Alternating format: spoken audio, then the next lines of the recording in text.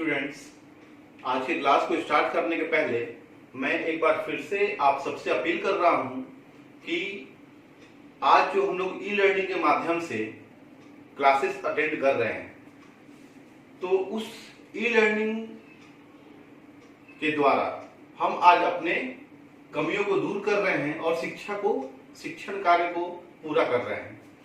तो Chanakya college of education का जो ऑफिशियल यूट्यूब वेबसाइट है, आप उसको सब्सक्राइब कीजिए, लाइक कीजिए और शेयर कीजिए। शेयर इसलिए ताकि जिन भी स्टूडेंट्स के पास अभी तक वो लिंक पहुंचा नहीं है उन तक पहुंच सके। और कोशिश कीजिए आप सब लोग भी कि जितने भी हमारे स्टूडेंट्स हैं सबों तक हमारे यूट्यूब चैनल पहुंच सके और वो अपने क्लास के हिसाब से अपने प्रोफेसर्स का लेक्चर्स अटेंड कर सके और अपने शिक्षण कार्य को, अपने सिलेबस को पूरा कर सके। अब हम आते हैं अपने क्लास की तरफ। तो आज की क्लास में हम लोग बीएड सेकेंड ईयर से पेपर C10 जिसका नाम है इंक्लूसिव एजुकेशन अर्थात समावेशी शिक्षा, इसके अंतर्गत हम लोग आज लास्ट क्लास के जैसे यूनिट फर्स्ट से चैप्टर नंबर 4 को देखेंगे। क्योंकि लास्ट क्लास में चैप्टर नंबर 4 हम लोग स्टार्ट किए थे और अब हम लोग चैप्टर 4 को कंटिन्यू करेंगे और समझेंगे कि इसमें कौन कौन सी बातें हम लोगों को समझाने की कोशिश की गई है। आइए हम लोग चैप्टर 4 में आगे बढ़ते हैं। आज के क्लास में हम लोग सबसे पहला टॉपिक डिस्कस करेंगे असमर्थी बालकों का समूह, जिसे ग्रुप ऑफ डिसेबल्ड चाइल्ड या ग्रुप ऑफ डिसेबल्ड चिल्ड्रन के नाम से भी जाना जाता है।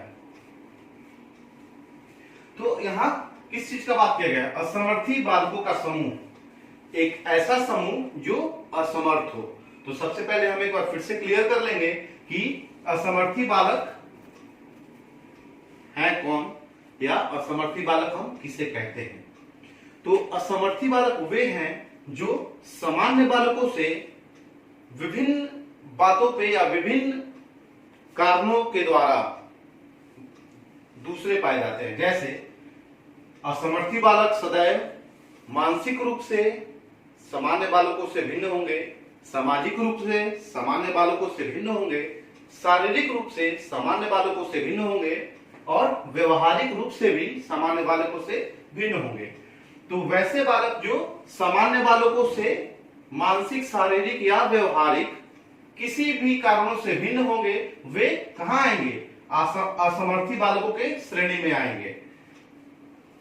चूंकि अपंग और विकलांग या दिव्यांग, अब तो विकलांग शब्द को यूज नहीं करना है क्योंकि अब दिव्यांग शब्द को ही प्रचलित किया गया है विकलांग शब्द के अलावा। तो हमें देखना है कि असमर्थी बालकों का समूह कौन है।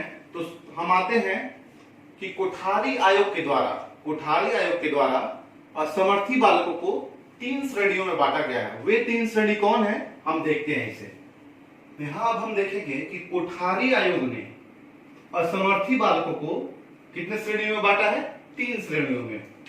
पहला, शारीरिक दृष्टि से दिव्यांग, अर्थात जो किसी न किसी प्रकार से शारीरिक रूप से दिव्यांग हो, शारीरिक रूप से विकलांग हो, शारीरिक रूप से ही अपंग हो। वो या तो आंशिक रूप से हो या पूर्ण रूप से हो, मैटर वो नहीं करता है। मैटर ये करता है कि वो एक सामान्य बालकों से किसी न किसी रूप में शारीरिक दृष्टि के साथ दिव्यांग हो। और दूसरा है बौद्धिक दृष्टि से दिव्यांग, जो बुद्धि के, विचार के ऊपर जो दिव्यांगता हो, उसको इसमें डाला गया। और तीसरा जो है वह है सामाजिक कारणों से दिव्यांग या सामाजिक दृष्टि से दिव्यांग। तो अब हम आते हैं पहला शारीरिक दृष्टि से दिव्यांग। तो कोठारी आयोग ने असमर्थी बालकों को 3 श्रेणियों में बांटा है, जिसमें पहला है शारीरिक दृष्टि से दिव्यांग।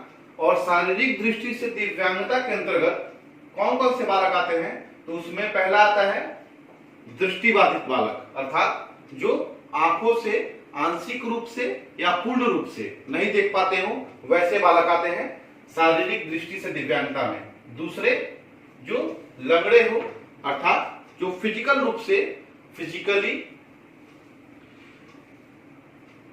लंगड़े या लूले हो, जो सामान्य बालकों की तरह बराबर चल नहीं सकते हो, बराबर बैठ नहीं सकते हो, वो आएंगे। तीसरे जो बालक आएंगे वो आएंगे गूंगे बालक, अर्थात जो बोलने में असमर्थ हो, अपनी बातों को, अपने विचारों को, अपनी आकांक्षाओं को दूसरों तक पहुंचाने में जो असमर्थ हो, वे तीसरे नंबर पे आएंगे। और चौथे जो आएंगे वो है बहरे बालक। बहरे बालक से मतलब है जो सुन नहीं पाते हैं।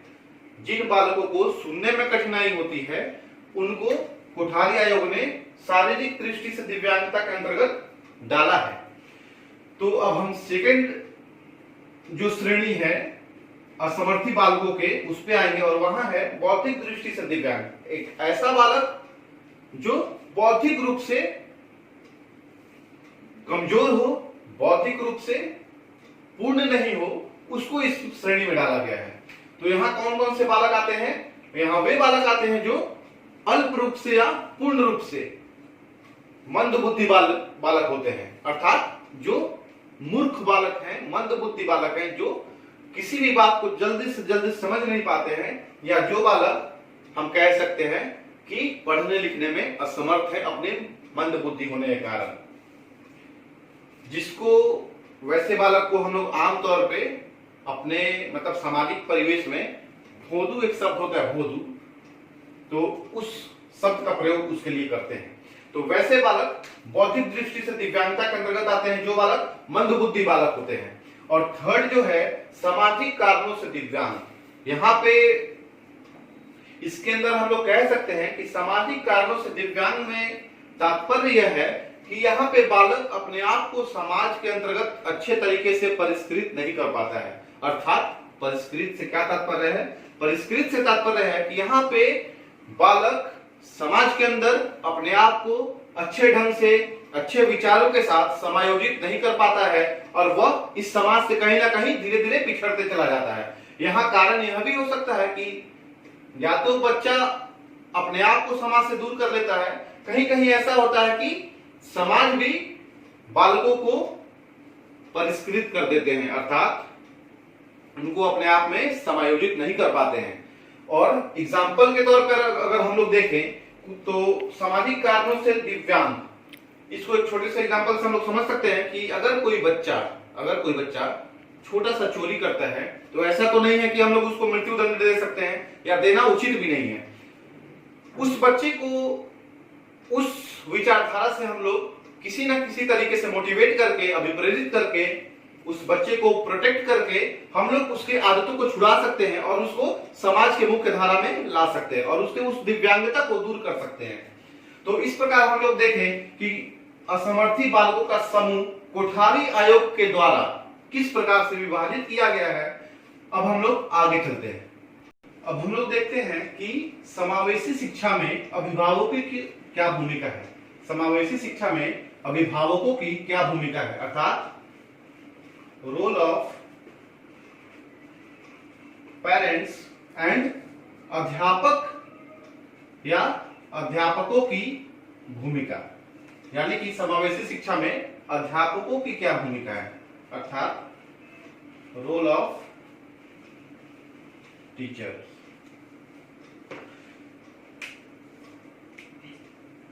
इन दोनों की भूमिका किसके अंदर,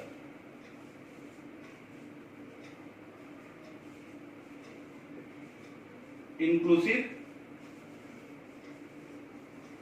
एजुकेशन, समावेशी शिक्षा के अंतर्गत अभिभावकों की भूमिका और अध्यापकों की भूमिका दोनों ही लोगों की भूमिका अत्यंत महत्वपूर्ण है। अत्यंत महत्वपूर्ण इसलिए है क्योंकि जो भी बच्चे समावेशी शिक्षा में आते हैं उनको हर एक रूप से प्रोटेक्ट कौन करते हैं?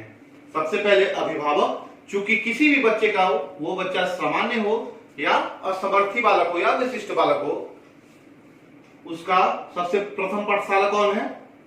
अभिभावक, माता पिता, उसका परिवार। किसी भी बच्चे का प्रथम पाठशाला उसके परिवार को माना गया है, क्योंकि परिवार में उनको कौन देखता है? उनके अभिभावक। तो प्रथम पाठशाला ही सबसे पहले भूमिका में आती है। उसके बाद अध्यापक कहां? विद्यालयों में। जब वो बच्चा अभिभावक की भूमिका के बाद आता है तो वो कहां आएगा? जब वो बच्चा अध्यापकों की भूमिका में आएगा तो कहां आएगा? विद्यालय में आएगा। ठीक। अगर हम बात करें अभिभावकों की भूमिका की, तो वह भूमिका बच्चे के जन्म से ही शुरू हो जाती है। क्योंकि जन्म से इसलिए क्योंकि अभिभावक के अंदर ही किसी भी बच्चे की जन्म होती है और वह अभिभावक उस बच्चे को जन्म से ही अपनी भूमिकाओं के अंतर्गत रखता है। क्योंकि बच्चा चाहे सामान्य हो या विशिष्ट हो, सामान्य है तो ठीक है, अगर विशिष्ट है तो अभिभावक को चाहिए कि वह अपने बच्चे को हीन भावना से नहीं देखे। अगर अभिभावक ही हीन भावना से देखेगा तो बच्चे पे हम लोग सोच सकते हैं कि बच्चों की मनोवृत्ति क्या होगी। तो वहां अभिभावकों को यह चाहिए कि वह उस बच्चे को प्रोटेक्ट करे और बच्चे के माइंड में ऐसा विचारधारा डाले कि वह बच्चा अपने आप को विशिष्ट ना समझकर सामान्य बालक समझे। और फिर जब अभिभावकों के पाठशाला से निकलकर बच्चा अध्यापकों की पाठशाला में आते हैं तो वहां पे अध्यापक अर्थात टीचर्स के विभिन्न तरीके के रोल आते हैं जो उनको पूरी करनी चाहिए, क्योंकि यह एक टीचर्स का कर्तव्य है कि वह अपने बच्चे को बराबर और समान रूप से देखे, चाहे वह सामान्य बालक हो या असमर्थी बालक हो। सारे बच्चे को एक शिक्षक सामान्य नजरों से देखे। अब हम देखेंगे कि शिक्षकों के कुछ महत्वपूर्ण भूमिकाएं हैं जो इस प्रकार से हैं।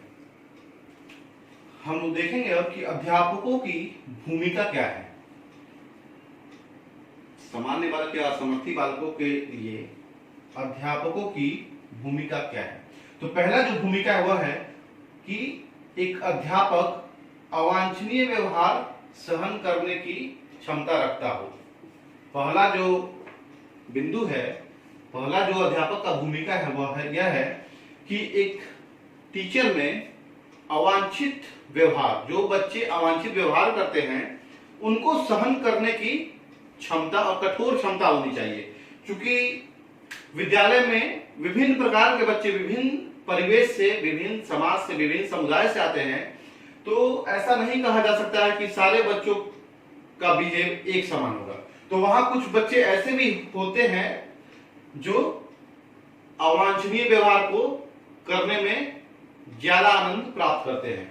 तो वैसे अवांछनीय व्यवहार को सहन करने की क्षमता एक शिक्षक में होनी चाहिए, ताकि वह बच्चों की गलतियों को माफ करे और बच्चों के उस गलती को सुधारने का प्रयास करे। सेकंड है अच्छा व्यवहार करना। अच्छा व्यवहार करना एक टीचर का दूसरा भूमिका है कि वह क्लासरूम में या बच्चों के साथ सदैव अच्छा व्यवहार करे, सदैव गुड बिहेव प्रेजेंट करे। क्योंकि अच्छा व्यवहार अगर टीचर करेगा बच्चों से तो बच्चे भी टीचर को देखकर सीखेंगे कि हमको किससे किस हिसाब से कैसे व्यवहार करना है। तो कहीं ना कहीं विद्यालय में टीचर बच्चों के लिए एक रोल मॉडल का काम करते हैं और वह बच्चों को अपने बिहेव को सुधारने में बहुत ही मदद देते हैं।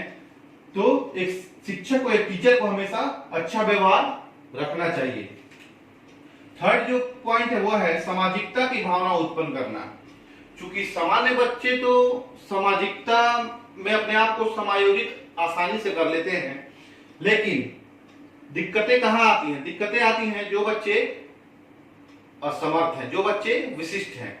तो वैसे बच्चों को, स्पेशल विशिष्ट बच्चों को सामाजिकता की भावना उनके मन मस्तिष्क में उत्पन्न करने का काम करना चाहिए। किसको? एक शिक्षक को, एक अध्यापक को हमेशा बच्चों में सामाजिकता की भावना भरनी चाहिए, ताकि वे बच्चे कल के राष्ट्र निर्माता हैं और राष्ट्र समाज से ही बनता है।